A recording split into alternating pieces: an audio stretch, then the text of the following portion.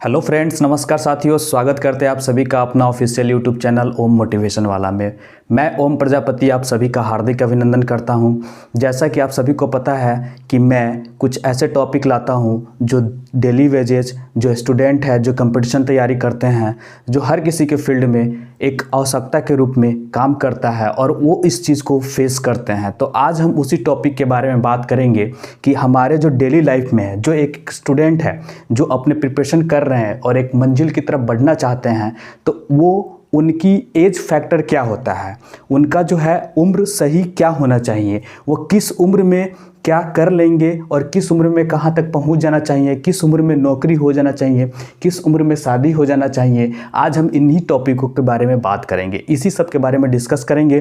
तो एक बार फिर आप सभी का स्वागत करते हैं हमारे ऑफिशियल यूट्यूब चैनल में। अगर आप हमारे चैनल पर नए विजिट किए हैं तो प्लीज़ सब्सक्राइब कर लीजिएगा, लाइक कर दीजिएगा और प्रेस करना मत भूलिएगा, ताकि कोई भी मोटिवेशन से रिलेटेड कोई भी ऐसे टॉपिक मैं अपलोड करूं जो कि आपके लिए बेनिफिट हो सकता है तो आपके पास नोटिफिकेशन तुरंत पहुंच जाए। तो प्लीज़ थोड़ा मुझे भी सपोर्ट कीजिएगा ताकि मुझे भी मोटिवेशन मिले। और मैं तो कंटिन्यू अपलोड करता ही हूं और मैं आप सभी का ख्याल रखता हूं। जो मेरे बड़े भाई बहन हैं उनको प्रणाम और जो मेरे से छोटे हैं उनको शुभ आशीर्वाद।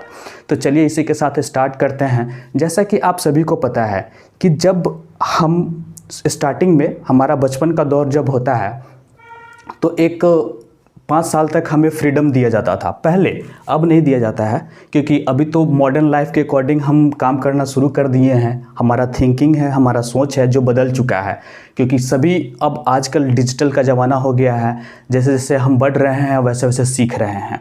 तो पहले क्या था कि 5 साल तक बच्चे को जो है वो बचपन का खेल कूद मतलब फ्रीडम, कुछ पढ़ाई लिखाई से नहीं होता। जब वो छठा स्टार्ट होता था, छठा साल, तब उनको क्लास 1 में भेजा जाता था। लेकिन आजकल क्या है कि बच्चा 2 साल के बाद तीसरा साल में पहुंचता है तो उन्हें क्या करते हैं, प्लेइंग स्कूल में डालते हैं। वहाँ खेल कूद से सामान से जो भी है उस पर नंबरिंग की जाती है, अल्फ़ाबेट्स लेटर लिखे जाते हैं, कुछ न्यूमेरिकल्स होते हैं, वो उनको पजल्स के टाइप में दिए जाते हैं ताकि खेल कूद के थ्रू ही वो उनको समझे, ऑब्जर्व करे। जैसे हम लोग कहारा पढ़ते थे, क ख ग घ, और आप पढ़ते थे, नंबर पढ़ते थे 1 2 3 4। तो इस तरीके से उन्हें कुछ ऐसा गेम बताया जाता है ताकि उससे वो ऑब्जर्व करते हैं। तो पहले ये दौर हम लोग के टाइम में नहीं था, लेकिन अब रिसेंटली ये पूरा चेंज हो चुका है। अब तो और बहुत ज़्यादा डेवलपमेंट हो रही है। पहले तो क्या था कि एक टाइम होता था जब कुछ अच्छा परिवर्तन होता था। पहले 20 साल पे परिवर्तन होता था, कुछ नए दौर आते थे, 10 साल पे परिवर्तन होता था। लेकिन अब क्या है कि हर 5 साल पे, उससे भी कम ड्यूरेशन आने वाले टाइम में हो जाएंगे कि आपको नई नई चीज़ें देखना पड़ेगा। तो ऐसे ही दौर के साथ जैसे कि मान लीजिए कि चल रहा है सब कुछ, तो एक मैंने ऐसे ही ऑब्जर्व किया है कि एक क्या एज होनी चाहिए जिस एज में जो हमारे भाई बहन है, जो छोटे भाई बहन है या फिर जो मेरे साथी है, वो उस तक अचीव कर ले, वो उस तक पहुंच जाए। एक जनरल जो एवरेज बोला जाता है कि जैसे कि 60% पे फर्स्ट डिवीज़न होता है, उसी तरह से एक क्राइटेरिया हमारा बना हुआ है। सपोज कीजिए कि हमारा आज का जो जनरेशन है, आज का जो जनरल लाइफ है, वो कितना है। मुश्किल से मुश्किल आपको लगेगा कि हम लोग का जो जनरल जो एक्सपेक्टेशन लाइफ है, जीने की उम्र है, वो 60 साल है। बिफोर 60 साल से भी पहले कई बीमारी हो जा रही है, कई डिजीज़ हो जा रहे हैं जिसकी वजह से लोग मर जा रहे हैं। लेकिन एक जनरल एक्सपेक्टेशन के उम्मीद के तौर पे लोग लेता है 60 साल। अब 60 साल में आप 15 साल किस चीज़ में दे रहे हैं, 10वीं साल में आप कहाँ पहुँच रहे हैं, 20वीं साल में आप कहाँ तक पहुँचे। तो अगर आप इस चीज़ का नोटिंग नहीं रखिएगा, समय सीमा अगर नहीं समझ में आएगा, अगर आपके पेरेंट्स ध्यान नहीं देते हैं, आप मैच्योर के तौर पे नहीं सोचते हैं, तो आप इस दौर से बहुत पीछे रह जाइएगा। आप इतने पीछे रह जाइएगा कि आपको कुछ समझ में ही नहीं आएगा कि अब हम क्या करें। तो आज के दौर में बहुत सारे हैं वैसे जो फेस कर रहे हैं, बहुत सारे आपको स्टूडेंट्स मिल जाएंगे, बहुत सारे वैसे लड़के जो हैं उन नासमझ की तरह कर रहे हैं, उनको पता नहीं अपने दौर में मस्ती है। तो वो वाला गाना तो सुना ही होगा, इसमें तेरा घाटा है मेरा कुछ नहीं जाता है। तो इसमें किसका घाटा होगा वो तो एक उम्र ही बताता है और एक टाइम ही बताएगा ये आपको कि किसका घाटा कब होता है। जब वो टाइम निकल जाता है तब पता चलता है कि वो तो उसके साथ निकल गया, अब मैं लटक गया। तो यही चीज़ होता है। तो मैं इसी टॉपिक पे आज डिस्कस करने वाला हूँ। तो मान लीजिए कि जैसे कि हम लोग एक मानते हैं कि जब हमारा एज 5 साल होता है, जनरल है, ये सभी को चीज़ पता ही होगा, ऐसा नहीं है। लेकिन क्या होता है ना कि हमें भूलने की बीमारी है। हम डायरेक्शन में भटक जाते हैं। इतनी चीज़ें होती है हमारे लाइफ में कि हमें याद ही नहीं रहता है कि हमें कब टाइम निकल गया, पता ही नहीं चलता है। कभी कभी आपको ऐसा लगेगा कि साल निकल जाता है, आपको पता नहीं चलेगा किसी काम का। अरे इतनी जल्दी साल, ये साल 22 थी, अभी 23 आ गई, 23 खत्म हो गया, 24 आ गया। तो उसी तरीके से ये चीज़ हमारे लिए बहुत ज़रूरी है। टाइम का तब पता चलता है कि जब आप 10th में फेल हो जाते हैं, 12 में फेल हो जाते हैं, तब उस टाइम आपको लगता है मुझे फिर 1 साल देना पड़ेगा। कोई सोचता है कि अगर मैं फेल हो जाऊंगा तो मुझे मेरा समय बर्बाद हो जाएगा। उस टाइम पर उसकी कीमत पता चलता है, ऐसे पता नहीं चलता है। तो वही ड्यूरेशन होती है। तो मैं उसी चीज़ के बारे में बता रहा हूँ कि जब एज मेरा 5 साल होता है, जब 5 साल किसी का एज होता है, तो वो प्ले, खेल कूद, ऐसे जब जनरल टर्म में है वो मैं बता रहा हूँ। लेकिन अभी तो प्लेइंग स्कूल हो गया है तो उसमें जाते हैं, तो समझिए कि वो एक तरह से खेल कूद में इन्वॉल्व है, ठीक है। लेकिन जब एज जब 6 से लेके छठे साल से लेके 14 या 15 साल तक हो, उस टाइम में उस बच्चे को, जो भी मेरे भाई बहन हैं, उनको 10th पास कर लेनी चाहिए। 10th का बोर्ड एग्ज़ाम दे देना चाहिए। अगर वो 10th का बोर्ड एग्ज़ाम दे देते हैं तो ये एक एवरेज है, दे देते हैं। उसके बाद फिर उनका एज 16 से लेके 22 और 23 साल, 16 से लेके 22-23 साल तक उनको ग्रेजुएशन कंप्लीट कर लेना है। ये एक एज है। बहुत सारे बच्चे 21 साल में ही कंप्लीट कर लेते हैं, बहुत सारे बच्चे 22 साल में कंप्लीट कर लेते हैं, बहुत सारे बच्चे 23 साल में कंप्लीट करते हैं, क्योंकि ग्रेजुएशन 3 साल का भी होता है, इंजीनियरिंग 4 साल का होता है और मेडिकल 5 साल का होता है।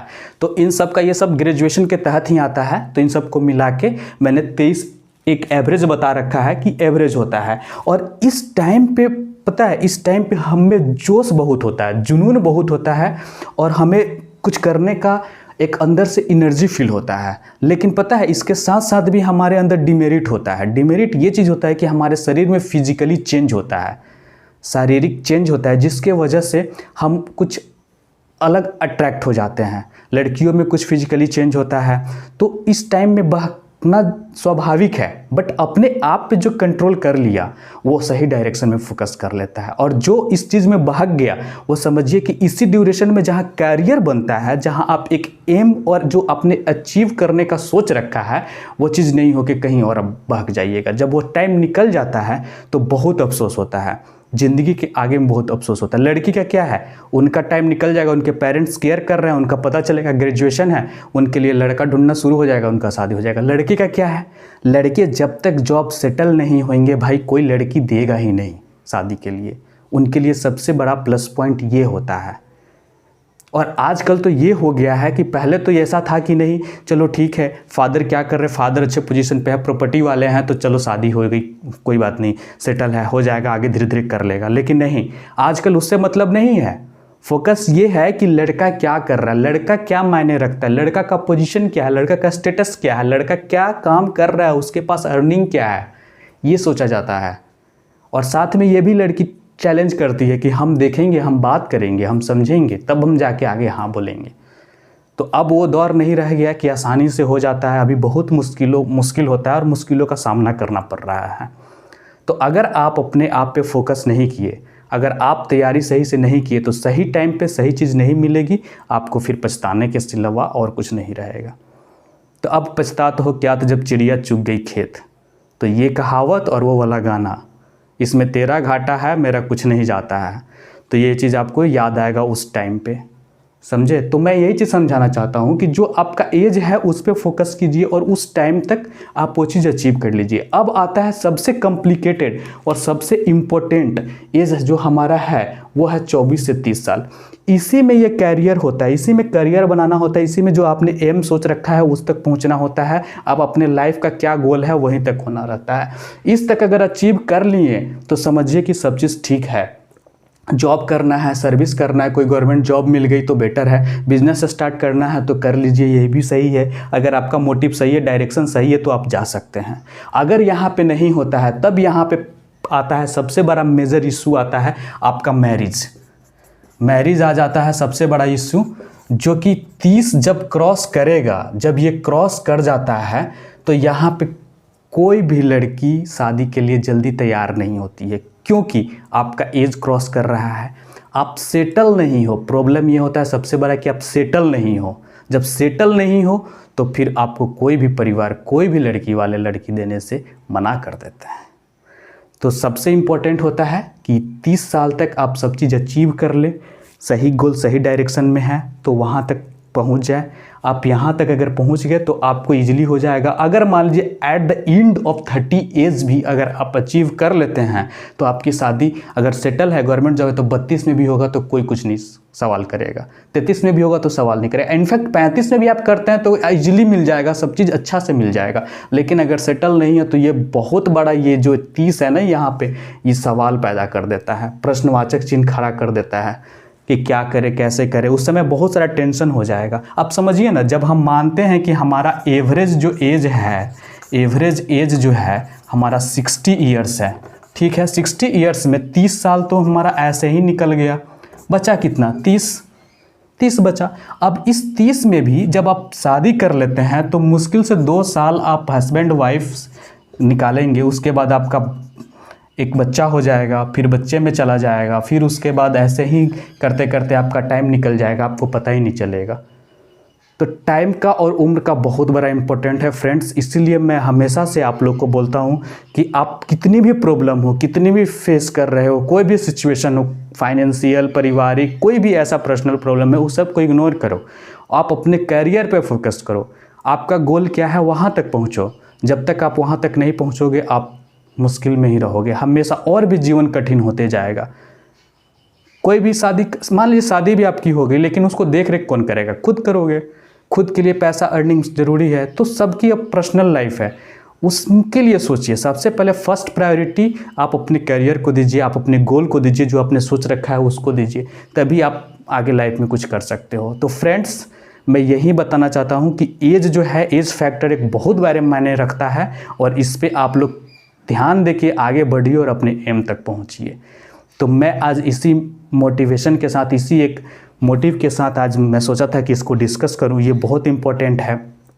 तो मैं ये डिस्कस किया है आप लोगों से। आपको वीडियो अगर अच्छी लगी है तो मेरे फ्रेंड्स ज़रूर शेयर कीजिएगा फ्रेंड सर्कल में, और लाइक कीजिएगा। अगर आप मेरे चैनल पे नए हैं तो प्लीज़ ज़रूर सब्सक्राइब कर दीजिएगा, ताकि मुझे भी मोटिवेशन मिले और मैं कुछ रिलेटेड जो ऐसे टॉपिक होते हैं, ऐसे इशू होते हैं जो फिर स्टूडेंट लाइफ में फेस करने पड़ते हैं, जनरल लाइफ में फेस करने होते हैं, वो हम आप लोगों से कंटिन्यू डिस्कस करते हैं। और हम हमेशा आपको उत्साहित करते हैं ताकि आप अपने एम तक पहुँचे, आप गलत डायरेक्शन में ना जाए, गलत दिशाओं में ना भटके, आपका सही दिशा है वहाँ पे आए और अपने एम को अचीव करें। तो फ्रेंड्स, मैं इसी के साथ आप सभी से धन्यवाद। Thank you my friends.